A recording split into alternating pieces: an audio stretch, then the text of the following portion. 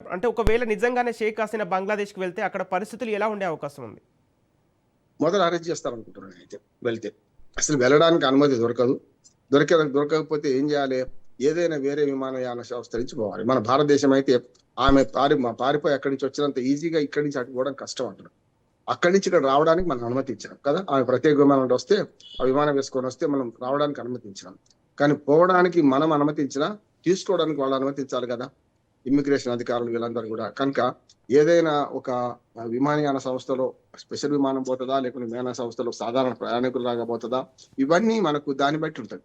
సాధారణ ప్రయాణికుల్లాగా అయితే ఆమెకు ఉరిశిక్ష ఉన్నది గనుక మరి ఆ లుకౌట్ నోటీస్ ఉంటే ఆమెకైతే అక్కడికి పోవడానికి అది వీల్లేదు. మరి ఏ ప్రత్యేక విమానం మన భారత ప్రభుత్వం కుదిరిస్తే కూడా మరి దాన్ని రానివ్వమంటే వాళ్ళ గగనతలం మీదకి రానివ్వమంటే ఏం చేస్తారు? మళ్ళీ వెనక్కి రావాల్సిందే కదా! ఇదొక ఛాలెంజ్. అంటే ఈ ఒక మాట విడిచి వాళ్ళు ఏం చేస్తారో అక్కడి నుంచి వచ్చే ప్రతిస్పందన చూస్తున్నారు అన్ని. ఓకే. ఎందుకంటే బంగ్లాదేశ్ ప్రధానిగా ఇక్కడ ఉన్నా కూడా ఆమెకు సకల సౌకర్యాలు కల్పించి రహస్య ప్రదేశంలో ఉంచారు. ఇక్కడ కూడా ఆమెకు థ్రెట్ ఉన్నది. మనం భద్రత కల్పించాం.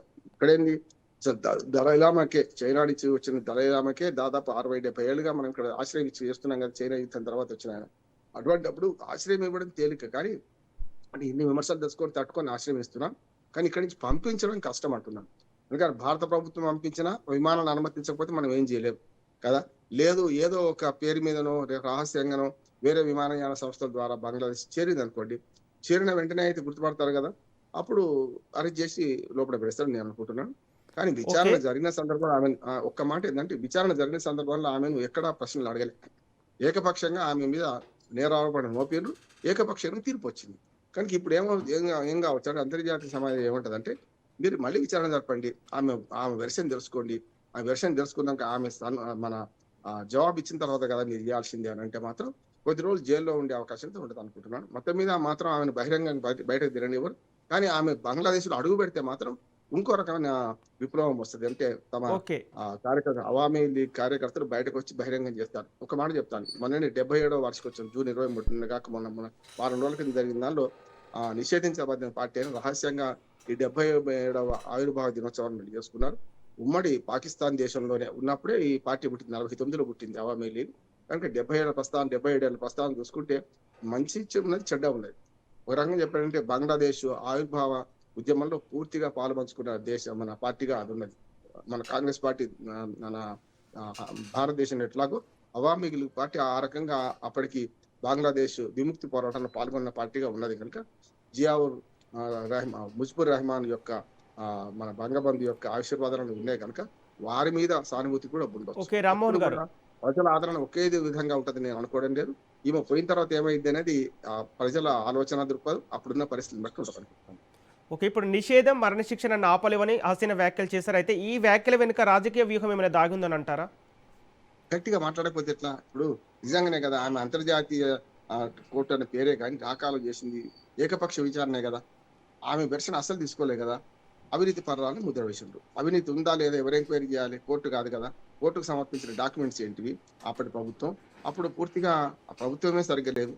ఆమె మీద ఆరోపణలు చేసినప్పుడు మహమ్మద్ యూనస్ ఒక తాత్కాలిక పాలకుడుగా మాత్రం, ప్రధాని కూడా కాదు, తాత్కాలిక పాలకుడుగా మాత్రం ఉన్నాడు.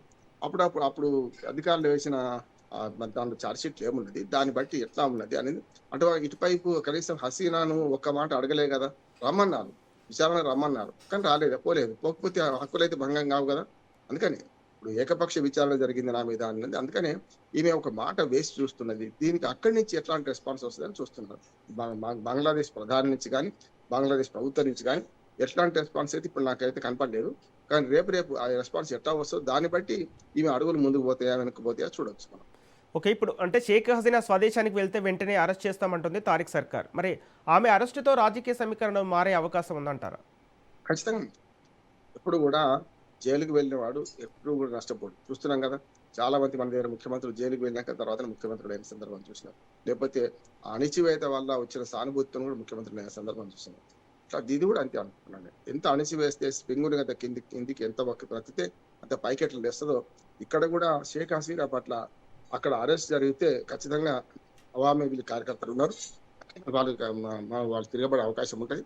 ఇంకోటి ఏంటంటే అక్కడ పాకిస్తాన్ అంత అధ్వానం కాదు, కానీ మొత్తం బంగ్లాదేశ్ లో కూడా ఈ రెండు పార్టీల మధ్య ఘర్షణ ఇప్పుడు జరుగుతూనే ఉంది, అవామీ లీగ్, PNP పాకిస్తాన్ మన బంగ్లాదేశ్ బిఎన్పి నేషనలిస్ట్ పార్టీ మధ్య పెద్ద ఎత్తున జరుగుతూనే ఉంది. కానీ పీపుల్స్ నేషనల్ పార్టీ మధ్యన. కనుక ఈ 2 పార్టీల మధ్యన ఘర్షణ జరుగుతది. ఇప్పుడు మధ్యవర్తిగా ఉండాల్సిన ఎవరు వ్యక్తులు కూడా అక్కడ లేరు పెద్దగా. యూనస్ అప్పటికి సాధించుకొని ఊరుకున్నాడు. ఓకే. కనుక చైనా కూడా అంతర్యుద్ధాన్ని ప్రోత్సహిస్తుందని నేను అనుకుంటా. అక్కడ తారిక్ రెహమాన్ కూడా ఎంత మన చైనాకు మద్దతు ఇస్తున్నా కూడా తారిక్ రెహమాన్ తొక్క కత్తిరించాలంటే ఏదో ఒక తిరుగుబాటు ఉండాలని కూడా చైనా అనుకుంటది. చైనా పాలసీ అది గనుక. ఒకవేళ చైనా తారిక్ రెహమాన్ గనుక చైనాకు పూర్తిగా సరెండర్ అయ్యి ఒకవేళ మనకు చికెన్ నెక్ ఏదైతుందో మనకు ఈశాన్య భారతదేశానికి ఉన్న మన ప్రధాన భారతదేశానికి ఉన్న అక్కడి నుంచి ఏమైనా అవకాశం ఇచ్చి బంగ్లాదేశ్ ద్వారా బంగాళాఖాతంలో అవకాశం కోసం వేచి చూస్తుంది చైనా.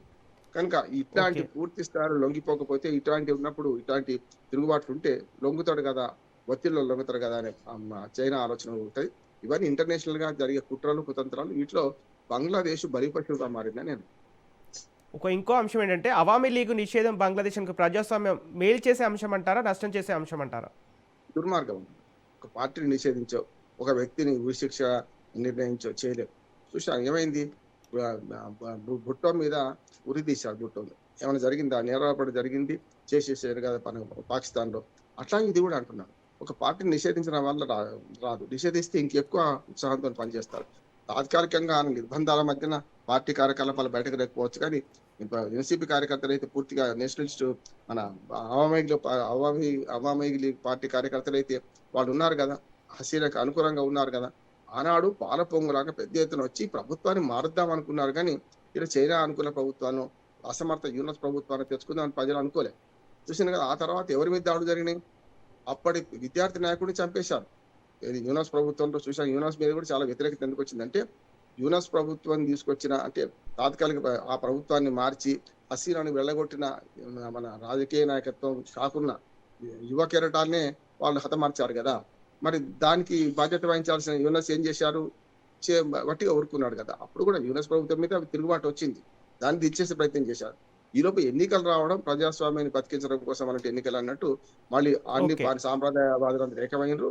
ఏదో ఒక పార్టీ తెచ్చుకుందాం, అవామీకి లేదు, హసీనా దేశంలో లేదు, ఉన్న పార్టీని తెచ్చుకుందామని గతంలో ప్రధానిగా పనిచేసిన జియావుల్ రెహమాన్ అట్లాగే మన ఖలీదా జియా కొడుకు కదా ఈయన అని చెప్పి, యువకుడు కాదు, యువకుడే కదా ఆయన, అప్పుడు 60 ఏళ్ళకి వచ్చినప్పటికీ ఆయనను ఆదరించారు, గెలిపించారు. 50 ఏళ్ళు దాటి వచ్చింది కనుక గెలిపించారు. ఇప్పుడు ఈయన పాలన కూడా మీద విమర్శ వస్తున్నది. ఇక్కడ అవినీతి ఉంది, ఇక్కడ అశ్వేత పక్షపాతం ఉంది, మీరు అన్నట్టు చైనాకు లొంగిపోతున్నారు, మన హక్కులు ఓకే. భంగపరుస్తున్నాడు అనే ఆవేదన ఉంది. ఈ ఆవేదనను సొమ్ము చేసుకునే క్రమంలో హసీనా కనుక ఎంటర్ అయితే బంగ్లాదేశ్ రాజకీయాల తీరు మారుద్దని నేను అనుకుంటున్నాను.